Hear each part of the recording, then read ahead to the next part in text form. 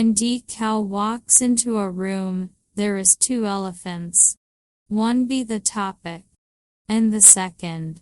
Well, ladies, you know what it is. You're listening to Decal, and this is the E.I.T.H.R podcast. What up, people? It's Decal, and I'm the chairman of GNS ETV. I just want to share a little bit of the reason why I created GNSETV.com. I wanted to create a platform where I had the control, a place where an artist can get a fair shot without having to feel as if their quality wasn't good enough or because they didn't have a platform to show their craft. If you got something you want the people to see, or if you want to check it out yourself, support small business, GNSETV.com. It's a free subscription, costs you nothing but a couple seconds to create a profile, and you get to check out the VOD, videos on demand, or see what playlist I have streaming. GNSETV.com, by GNS Collection. You're listening to the E.I.T.H.R podcast with your host, Decal.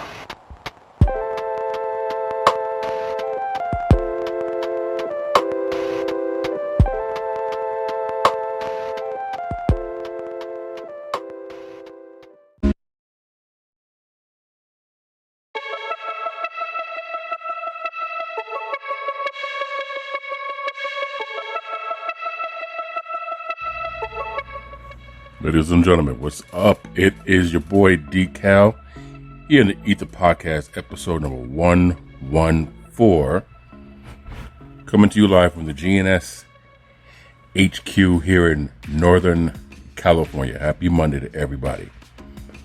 Want to give a shout out to all the new listeners and to the returning listeners. Appreciate you. Want to give a shout out to everybody that's listening to Washington State. Want to give a shout out to some new listenership in the Philippines. We have a couple of new people listening in right now from India. Thank you very much. Appreciate you. And everywhere in here in the States. We are located here in Northern California. You can follow us on social media. Instagram and Twitter is the same. E.I.T.H.R. The E.I.T.H.R podcast. Elephant in the room. We talk about different topics and issues and discussions and things that usually difficult for people to have within their circle. So that's what we go about doing here. So we like to start off the podcast doing inspirational, motivational, and giving shots out. Kind of want to give a shout out to me and anyone who knows me knows that I humbly despise giving myself any type of credit for anything. If anyone's ever had a conversation with me or tried to give me some type of credit, is quickly deflected. But I'm really excited about this little animated movie short that I'm creating, stemming from the movie script that I wrote. So it's coming along. It's coming along nicely. So hopefully within the next couple of weeks, start quote unquote doing the shoots for everything, getting in contact with the people who are going to be acting or voice acting in this. So yeah, man, I'm kind of excited. Make sure you guys subscribe because you'll only be able to see it on GNSETV.com. Go ahead and check that out as a free free subscription. Costs you nothing, but a couple of minutes to check that out. So. Inspirational, motivational. I'm going to go ahead and keep this short and quick and to the point. Look, man, you are enough. You are enough.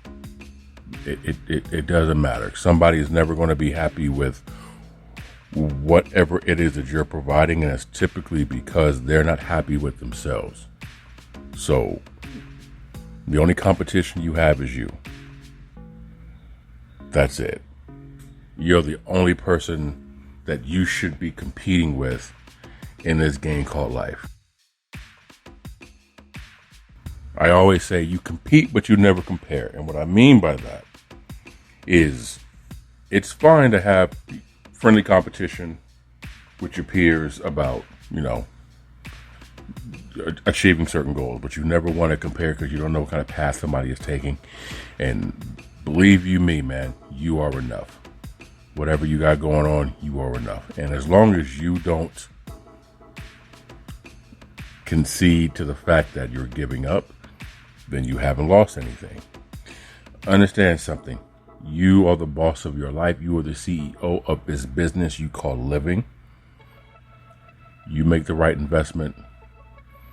You make the right decision. You'll get the right outcome. Simple as that, man. It's simple. It's not easy, but it is simple. So we're going to talk about a few things on this podcast. One of the topics that we're going to talk about is those of us who are red flag magnets. And I'm going to elaborate on that a little bit. We're going to talk about why are men such bad communicators? There's a reason for that. And everyone wants to focus on the what, but nobody really wants to dive into the why. And that's kind of part of what the E.I.T.H.R podcast is all about. And we're going to also talk about how do you define your truth. These are little issues and things that go on in people's lives. And if you really pay attention, man, nobody pays attention. Right? It's almost the cool thing to do is just to overlook shit and let it solve itself. And Lord knows that that's never the case. So we like to do a lot of thinking outside the box here. And I can almost guarantee you, with some of the opinions that I have and some of the things that I share on this podcast, you may not necessarily agree, but you will damn sure be better informed on what it is that we're talking about. And these are things that you can apply to your everyday life, whether it's work, whether it's home, personal, or just your own self-application. You can go ahead and make that happen. 916-282-9372 is the number to the podcast. You can call, you can text. If you have the Spreaker app, you can also chat with me while I'm live. We are going to go ahead and give a shout out to my peoples in New Mexico, Andrea Vargas Mendoza, and we're going to give her a plug on the E.I.T.H.R podcast. And when she's done with that, we're going to get right into it. Stay tuned. My name is Andrea Vargas, and I find something special about sharing the gallery that represents me here in Santa Fe, New Mexico. It's called King Galleries, and it's a special place. I'm originally from California, but we find in this gallery a way to see paintings of the Southwest, of the desert, of the land, and as well as the pottery that's made by living and breathing native Pueblo artists. So it's undeniably a place to receive inspiration and to reconnect with the legacy that belongs to all of us. It belongs to all of us as peoples of the Americas. And so there's much to share. My recent body of work is inspired by the desert, the thunder clouds, and thick paint. And I look forward to more people getting to share that experience and those beautiful aspects of Earth.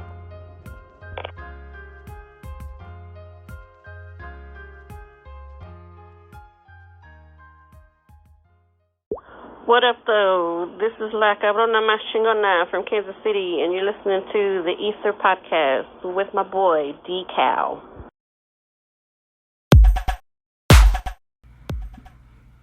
All right, so getting back into this. Here at the E.I.T.H.R podcast for what's going on. I kind of want to talk about these red flag magnets, right?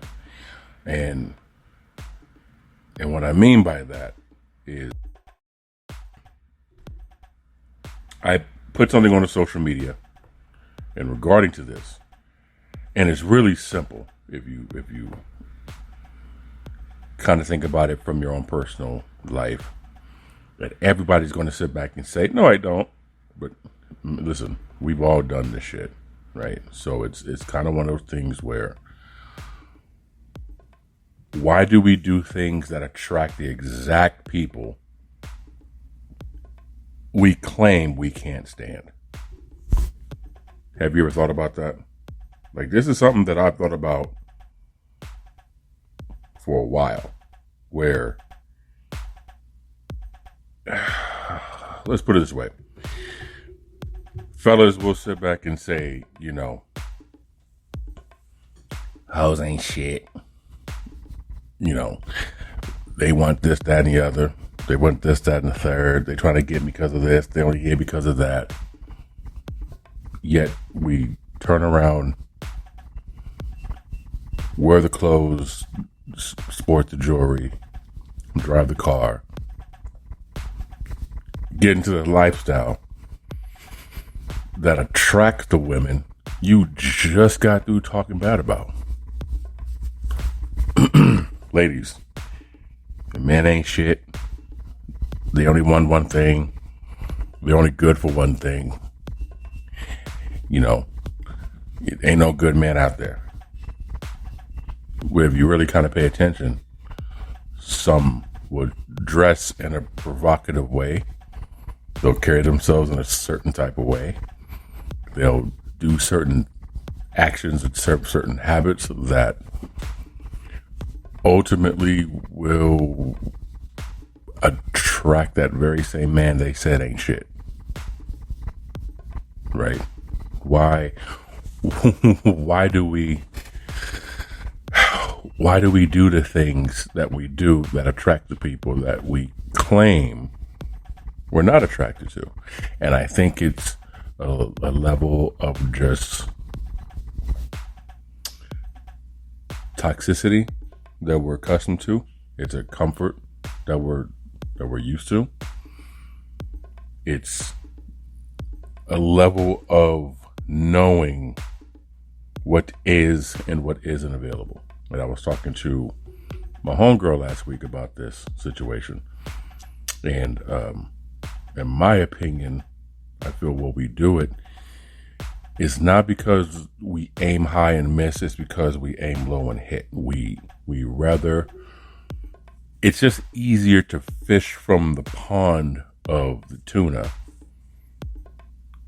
than it is in the lake full of trout. Right? It's, if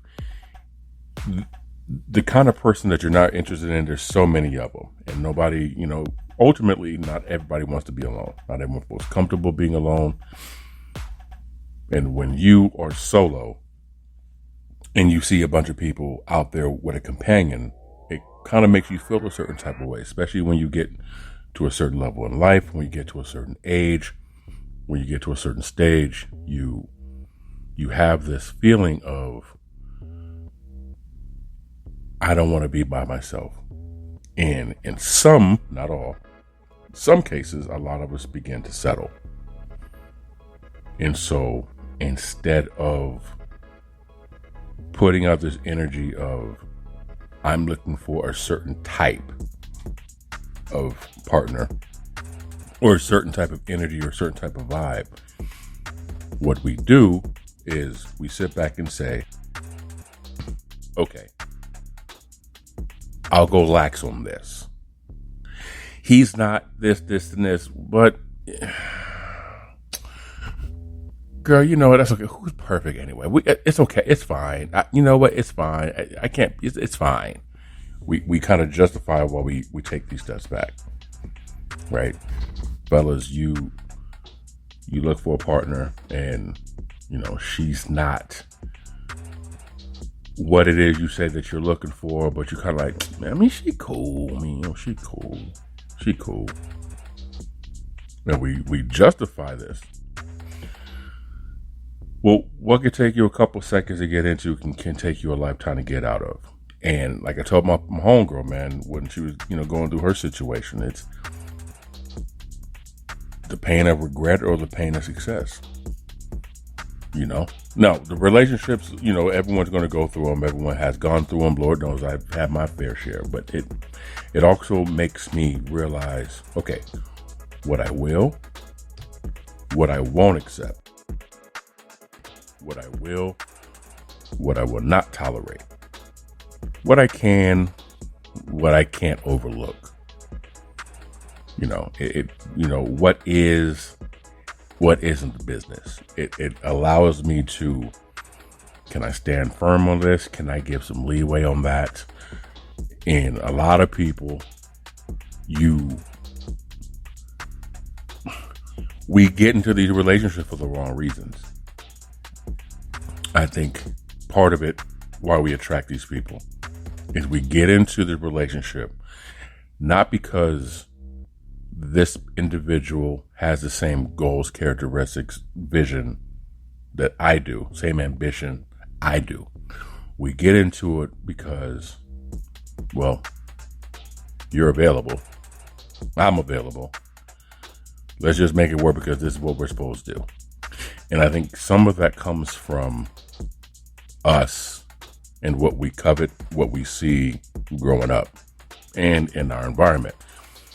You know, you birds of a feather flock together, and you are the company that you keep.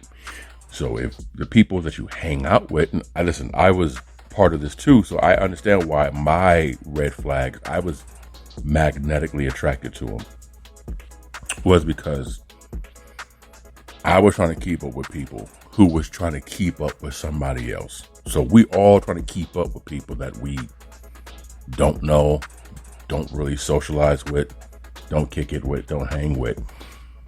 But we all want the facade. We all want the image. And I think even more so with social media, a lot of people have this image that they want to keep up. So the red flags are there. Still waters run deep.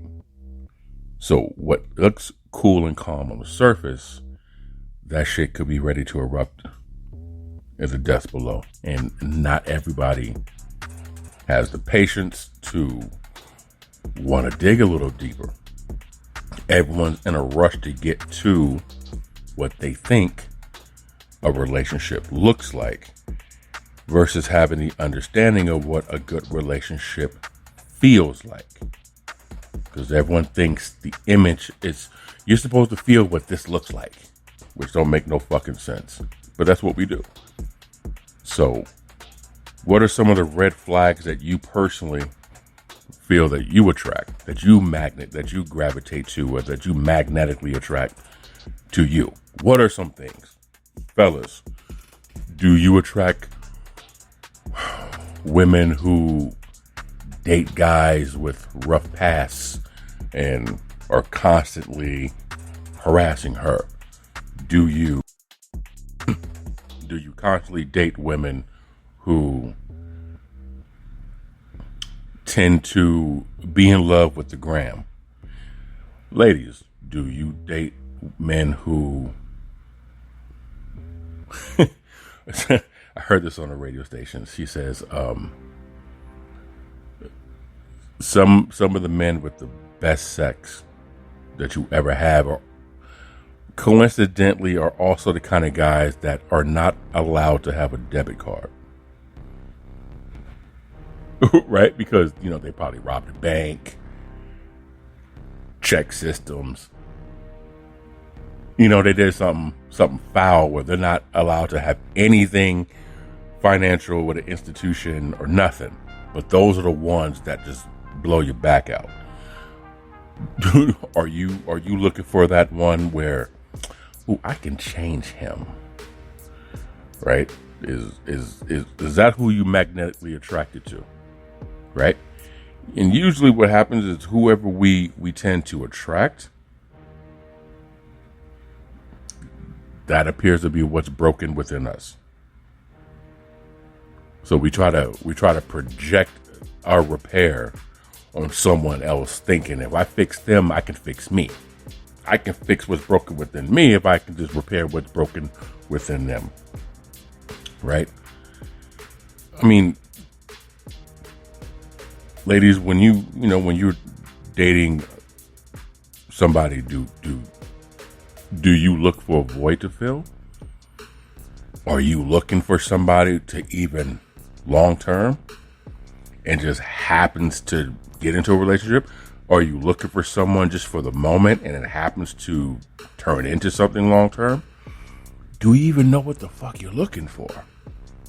Let's start there. Again, some of us get into relationships for the wrong reasons. Some want a relationship just because it's cool, momentarily, you know, you cool.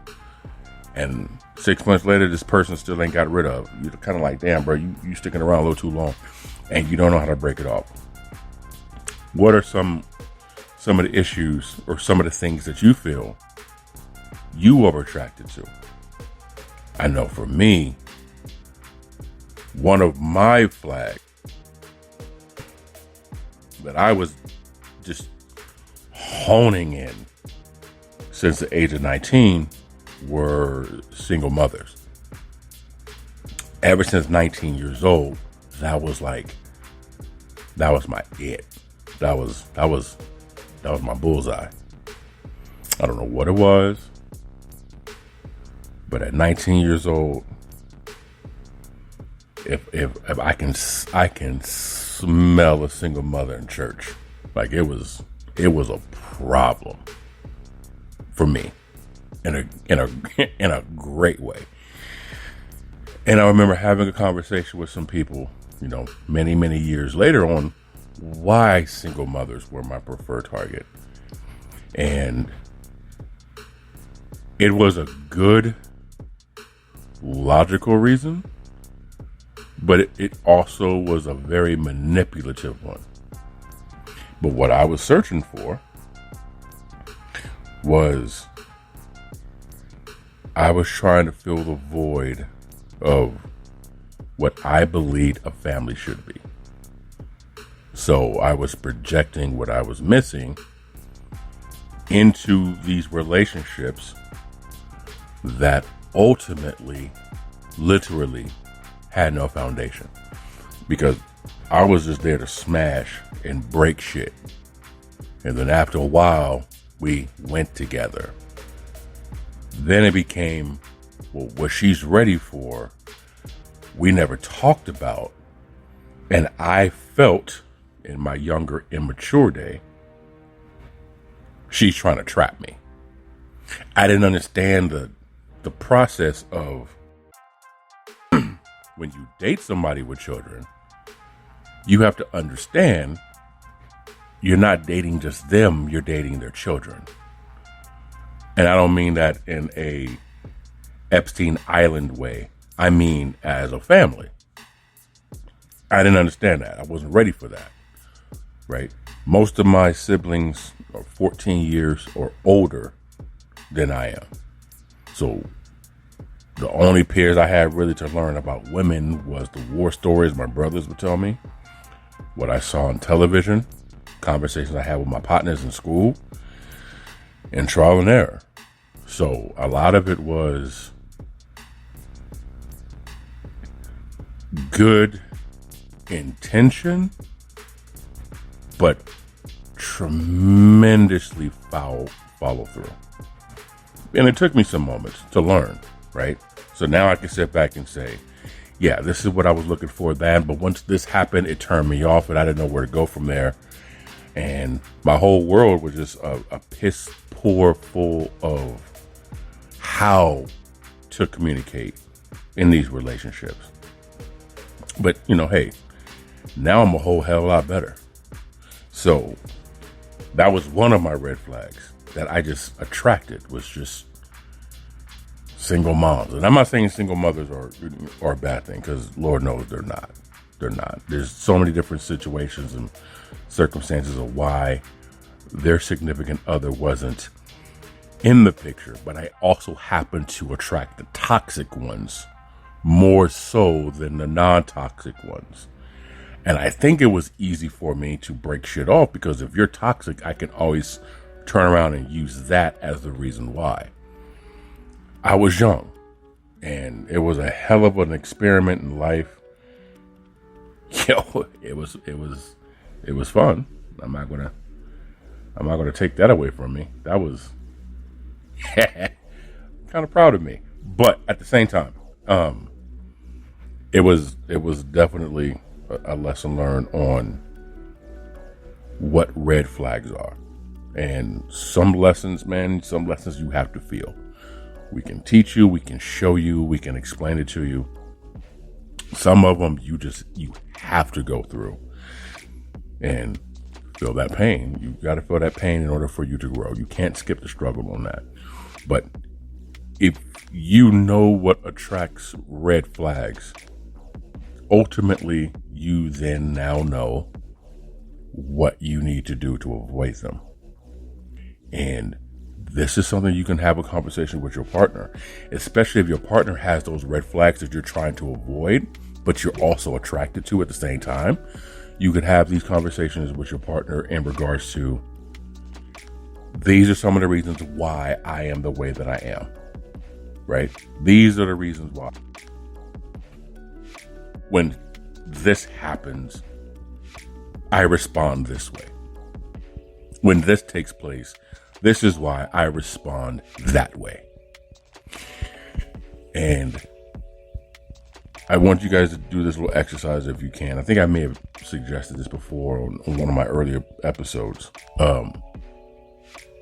Have a time where you and your partner, you guys just literally, you designate, 30 minutes, 45 minutes. I say a good hour. You dedicate about an hour worth of time, and you guys sit and talk, preferably at home.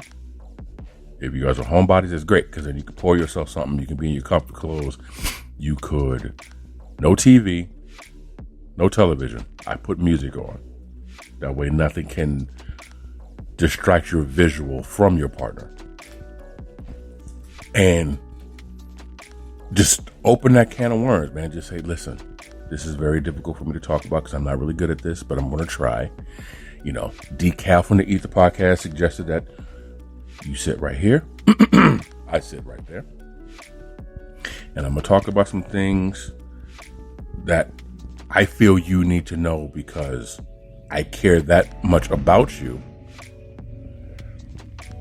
And I feel you are important enough for me to want to put this in the open. I mean not to have an attitude with you when I do, and Lord knows I have one. And you just break it down for him, her, or them. Just tell them, listen, this is what it is. One of the biggest issues for people is vulnerability, right? But I can explain, I can attest to this from personal experience, man.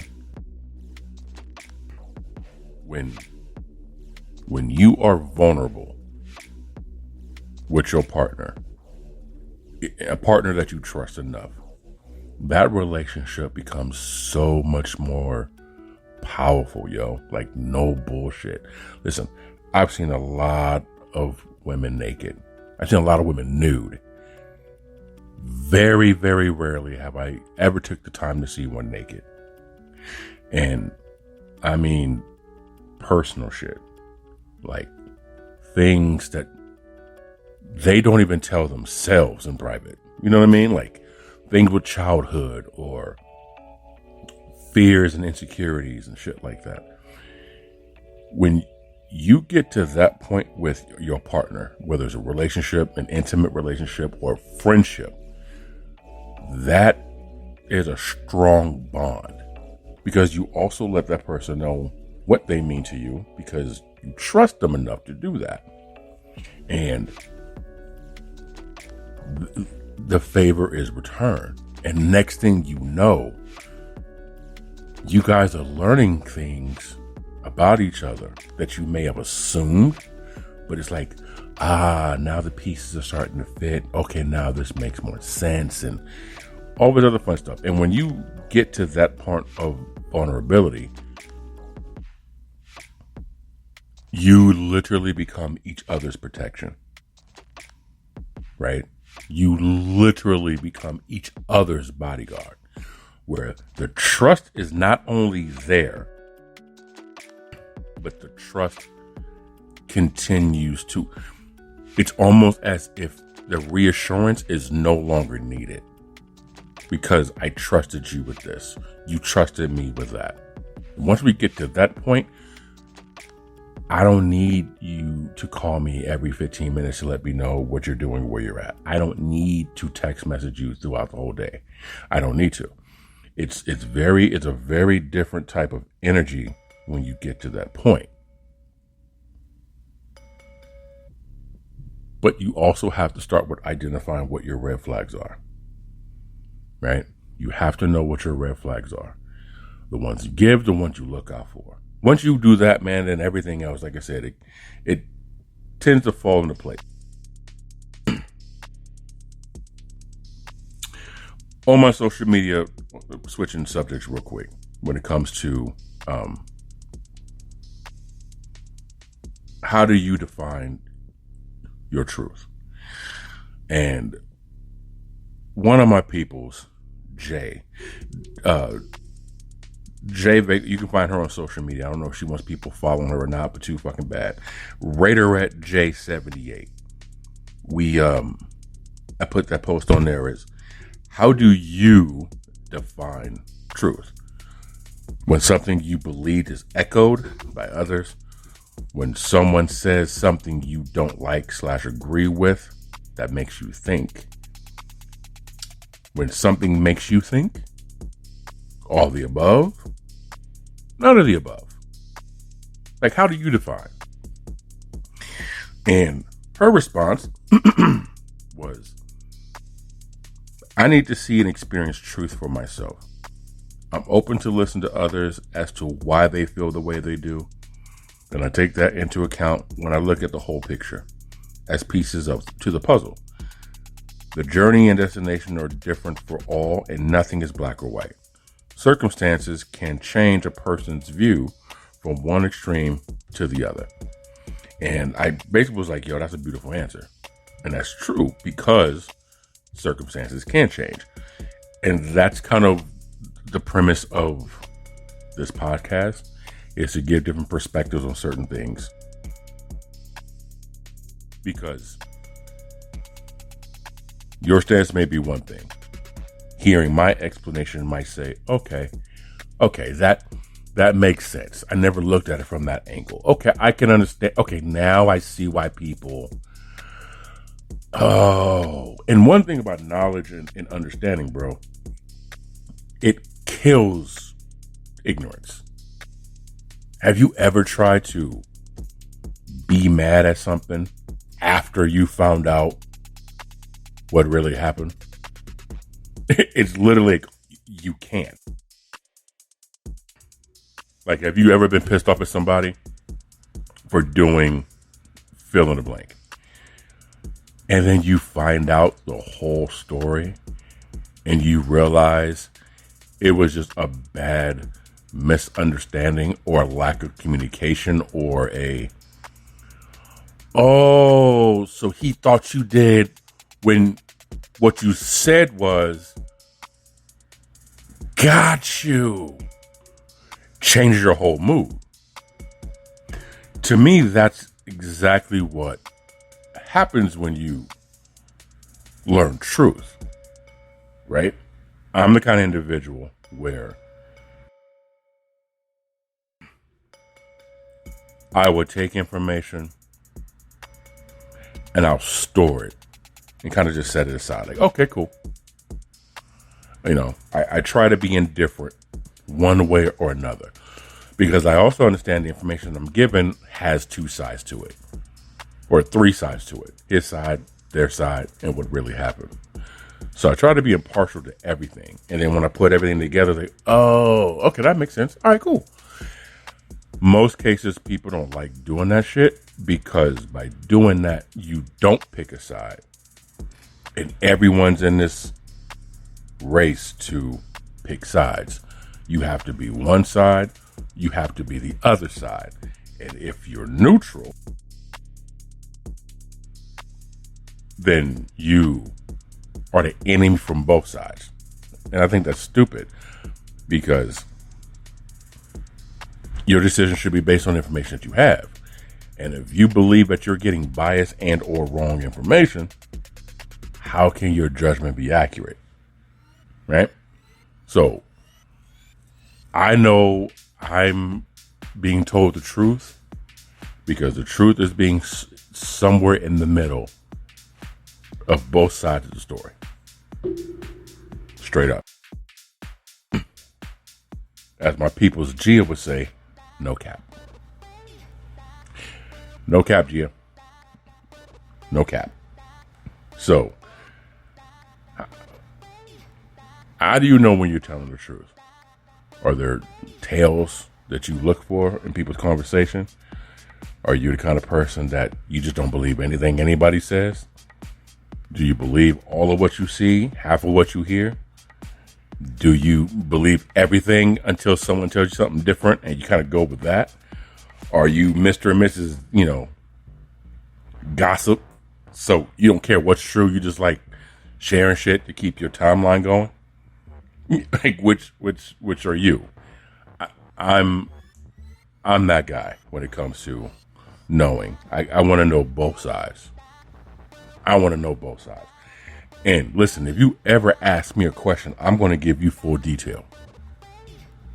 Because my thing is, I'd rather give you too much information than not enough information. But it's going to be as accurate as I possibly can get. I've had people like my brother Andy. When I ask you guys the difference between like a good friend, great friend, or a best friend, my man's good friend, great friend. Because no matter what it was I would do, he would always like, okay, now, I'm going to tell you this. You shouldn't have said, you shouldn't have done, and I'll explain why I did it. He's like, listen, and he'll finish the sentence like, because of this, this, and this, right? I'm like, yeah. He's like, I completely understand. But here's the problem.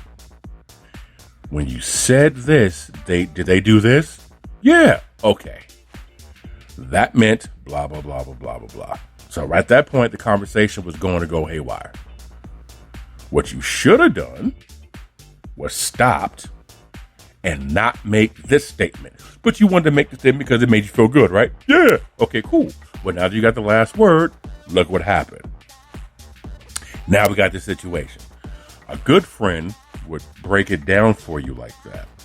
To say, I get what you did. I understand what you did. But what you did was fucked up. You were wrong in the sense of having to be the one to get the last word. You were cool up until that point because you gave them no reason to do this, that, and the third. But the moment you went and did this, it's almost like you shook that hornet's nest on purpose. So, yeah, they're mad, but you made them mad on purpose because you just had to be the smart aleck. Okay. That's my truth. Is having someone that will call me out and give me both sides of everything, which is very important because when I'm telling someone a story, and again, I know this is going to probably sound biased, but when I'm telling somebody a story, that you know that the information that I'm giving you is 100% honest and factual to the best of my knowledge, because I'm going to tell you what I did too. Because somewhere in there, my thing is this: I rather you know what I did, because if I'm the one who created the problem, okay, now I know how to resolve it. But if you sit back and say, okay, cool, I mean, listen, you didn't do anything wrong. You said this, that, and the third, and they reacted this way. This is what you said, and this will cause them to do that. Okay, now I know how to handle them. It puts everything on the table so everyone has a full picture of what they're looking at. And I think what happens is when dealing with like police or dealing with lawyers or dealing with attorneys, everybody wants to sit back and hide what they did wrong and make everything just dump on the other person. So when that happens, your story sounds completely one-sided. And when you get caught up in a bunch of lies or non-truths, as I like to say from time to time, it makes it difficult for you to be credible. Again, I rather bust me out with what I did, just on the up and up. And listen, if you're listening to this right now and you kind of think that shit sounds stupid, I would never do that. I'm also the kind of person that would never put myself in a situation where I have to do that. You see what I'm saying?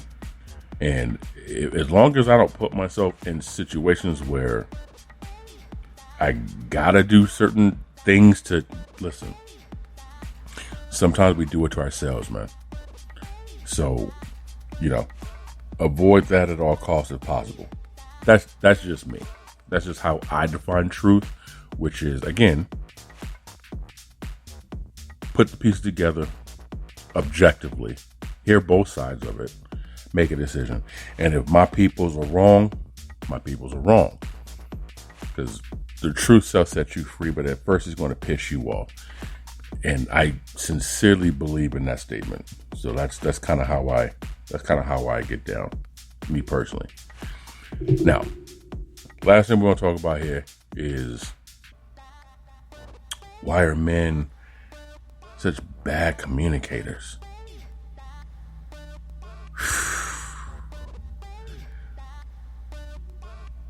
This one's a very simple reason, but it's also difficult. Because depending on your generation and your upbringing, your environment, there's going to be multiple layers to this shit. But I'm going to try to keep it as simple as possible and as basic as I can, to where not too many questions will have to get asked to clarify this shit. For the most part, men, since we're little boys, we are told and taught, again, depending on your generation and your environment, we're told and taught to suck everything up and nobody cares and shut up and just do it and quit complaining and quit griping. In the movie Focus, when Mello's dad was like, drink a can of concrete and man up, quit your bitching. We're told to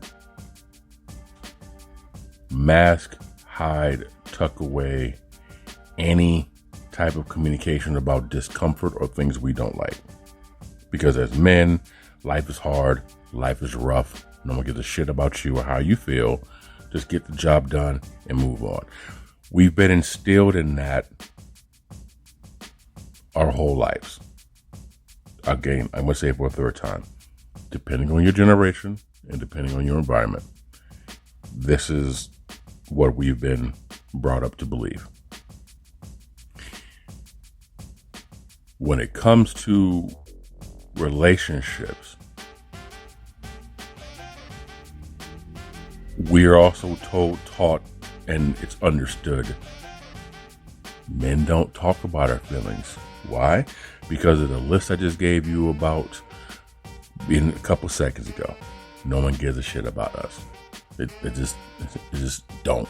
That's just not the world we're traditionally brought up in and raised. That's just not how it is. But also, men, we don't want to be a burden. That's the last thing you want to do, is to be a burden. Because as a man, quote unquote, your job is to fix, not to be fixed. Your job is to protect, not require protection. You're supposed to be the knight in shining armor, not the damsel in distress. Right? That's why you see a lot of guys doing things by themselves, knowing damn well they're drowning in problem, but they won't ask for assistance because we're not supposed to. Right? Here's a little trick you can always tell by the kind of guy who has that kind of mindset. When you go grocery shopping, how many trips to the car does that guy take? If you listen to this, you're laughing right now because you understand what I'm asking. If he's that guy, he's that guy. We're not programmed to communicate like that. We're just not. We don't know how to tap into that because, again, it's been taboo. We we're completely lost when it comes to that. And the older we get, having less experience in sharing these feelings, using our words, the more difficult it will be to crack that Da Vinci Code. It's going to be. Sorry, it is. But here's a cheat code for the Da Vinci Code, right? If you understand this right here, you'll be able to get him to communicate without him even realizing he's communicating. And here you go.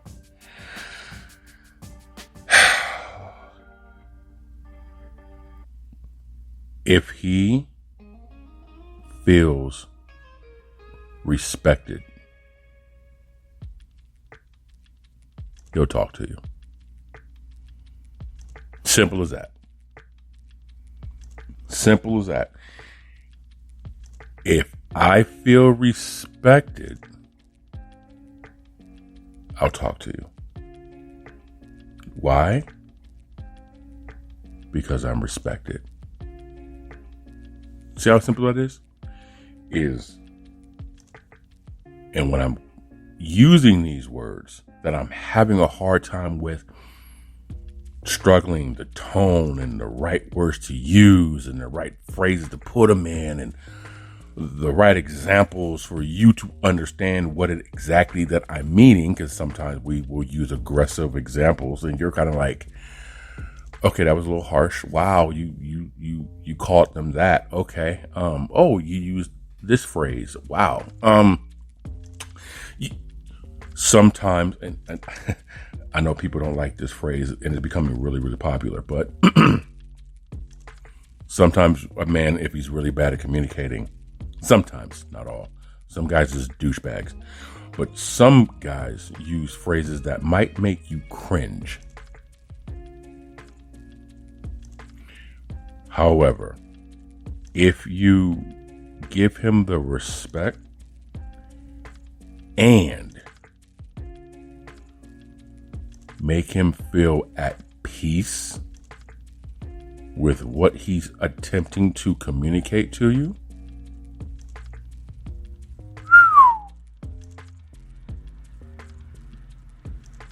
big homie's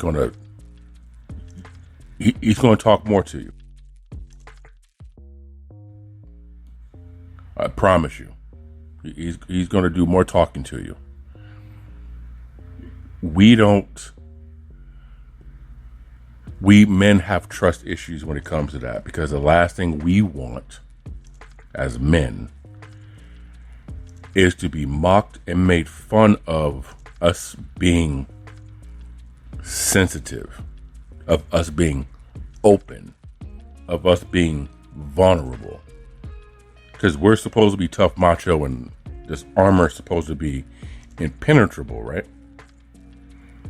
But if I'm letting you in, I'm trusting you with shit that some of my best friends may not know.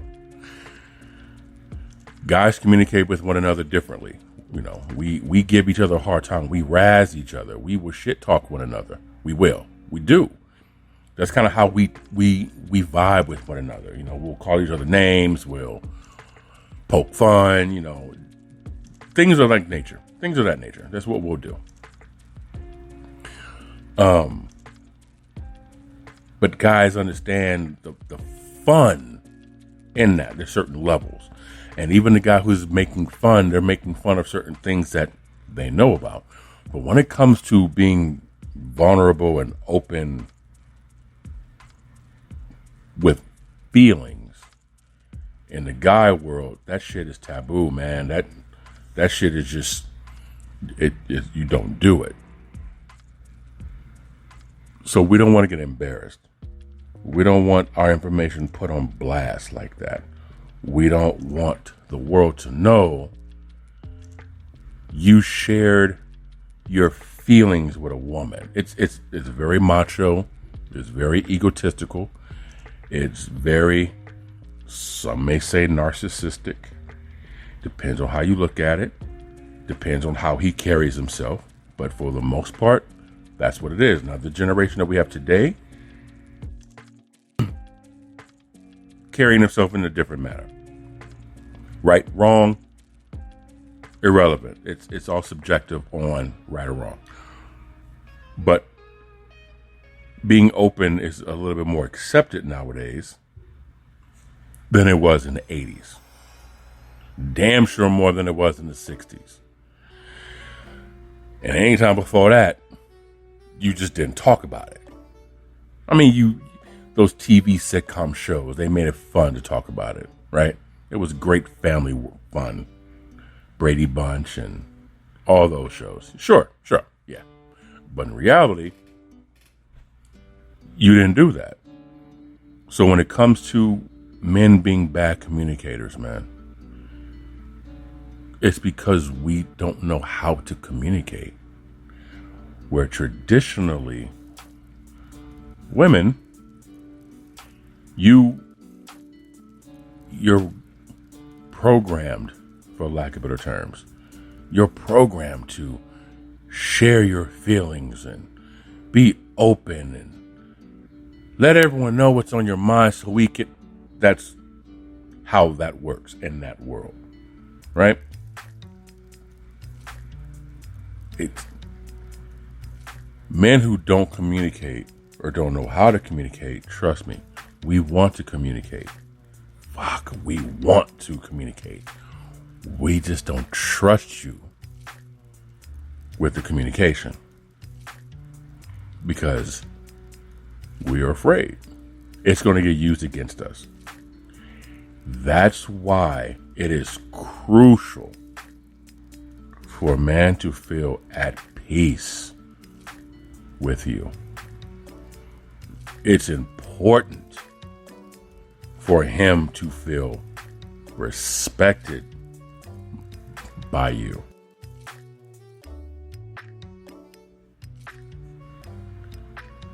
And I can 99% guarantee you do those things for him. Protection and comfort will go hand in hand. It's almost like another movie analogy. You offer him peace and you show him respect. It goes all the way back to elementary-esque type of basic with boy and girl, right? You're going to see him start being sweet. You're going to start seeing him being nice. You're going to start seeing him want to communicate with you more. Hey, babe, I was going to go out with the guys tonight. I mean, if it's cool with you, if not, we can stay in and watch TV or whatever. As dry as that shit sounds, he's making the effort. It may not be the pretty lifestyle movie marathon version of telling you, honey, I want to spend the night wrapped up in your arms and no one else matters version of the shit you want to hear. But it's him making the attempt to be that guy. Right? He's trying. So, for all of you who watched that dumbass movie, he's trying to be like Noah. It's the stupidest movie in the world. But he doesn't know how. And this is kind of where you got to be the nurturing, motherly, loving, caring, compassionate of, I know he's trying. He's making the effort. He's doing his best. Honey, you can go out with your friends. I thank you, babe. Thank you, babe. No, it's fine. Right? Let him then say, no, I'll stay home. We can watch a movie together. Are you sure? Listen, I would love to spend the night with you, but if you want to go out with your friends, I completely understand that. Do that. You're going to see his brain start to process like, what's the right answer? What's the right answer? And don't let that be a setup. Don't let that be it's a trap to get mad at him for not picking you. allow him to make the decision, and whichever decision he makes, be cool with it. And I can tell you this, little secret. If he does pick his friends and goes out with them, and you are 100% okay with that, guess who he's going to be thinking about while he's out with his friends? Guess who he's going to be wishing he was with while he's out with his friends? Maybe not the entire night, but you damn sure will be on his brain. Why? Because you gave him the respect of being with his friends. And he knows when he's out with his friends, he's going to be at peace when he comes home versus getting cussed out for picking them over you. So the next time his buddies want to hang out, there's a great chance. Nah, I'm not gonna go out, fellas. I'm gonna stay in with the wifey. I'm gonna stay home with her. We're gonna watch a movie and get something to eat. Now we're gonna have a date night tonight. Yeah, I'm gonna stay home with her. Gotta keep her happy. It might sound, don't sound so happy to be with me, motherfucker. But in the male world, that's a huge plus, especially if you have a guy who doesn't do shit like that. Because he's still keeping it macho with his friends, but he's putting you priority. Over time, because it's going to take time, he's definitely going to know how to communicate that. Same thing with y'all, man. It's the same exact thing. So that's the reason why men, while we're so horrible at communicating, we just don't know how. So hopefully that kind of helped you guys out with any type of misunderstandings you may have had with people you knew when it came to why don't they talk to me? Why don't they talk to anybody? Why won't he share? Why won't he let me in? From experience, all of those things, man. And with us, and talking about just guys in general, that armor is hard to crack, yo. But once he lets you in, the last thing you want to do is trick him. You feel me? The last thing you want to do is then use him and make him realize he was right.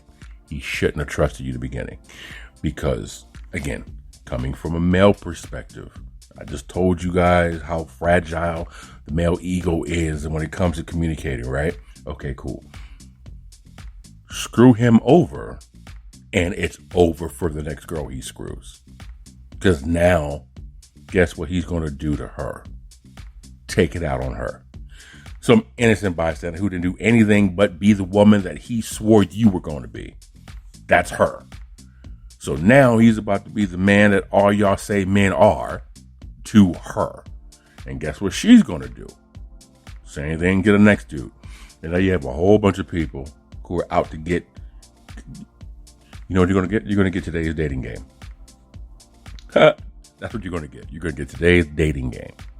Because nobody knows how to communicate. Remember, communication, comprehension, compromise.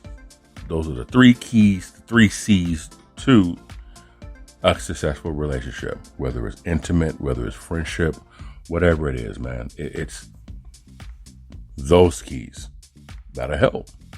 So, yo, man, I want to say thank you very much for taking the time to listen to the podcast.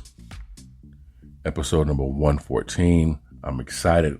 I'm going to be working on the rest of this screenplay for this animation film. So, going to get in contact with a couple people about it. Make sure you guys subscribe, gnsetv.com. And yeah, man, that was fun. So, 916-282-9372. Go ahead and text me from that number if you guys like any topics or anything you want me to bring up. You can go ahead and shoot it there. Instagram and Twitter, E.I.TH.R. You go ahead and give us a follow. Greatly appreciate that. So, yeah, man, that's all I got here for the podcast. I want to say thanks very much. And thought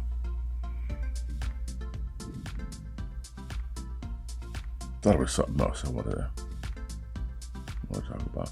Oh yeah, there's the last game of the NBA Finals. If anyone's interested in the NBA Finals, Denver versus the Miami Heat. I don't really give a damn about either team, but if I had to choose, I'm choosing Miami. Even though Denver is one win away, I don't like Denver. There's a couple people in Denver I'm cool with, but I don't like Denver. So I'm rooting for Miami. So anyway, listen, thank you guys very much. Appreciate it. Your time and effort, I really do. Got a voice, got a platform. I'm trying to be very cautious, very careful, very respectable with your time, with the information that I share with you guys. And I just want to say thank you, man. I really do. I really do appreciate you guys following up, listening, and being loyal to the podcast. And it's only going to get better from here, baby. You have my word from that. So anyway, it's your boy D-Cal, E.I.T.H.R Podcast, Spreaker, Spotify, iHeartRadio, I believe Apple iTunes, Google Podcasts, all that fun shit. So until next time, guys, you guys be good. Much love. Be safe. And we out.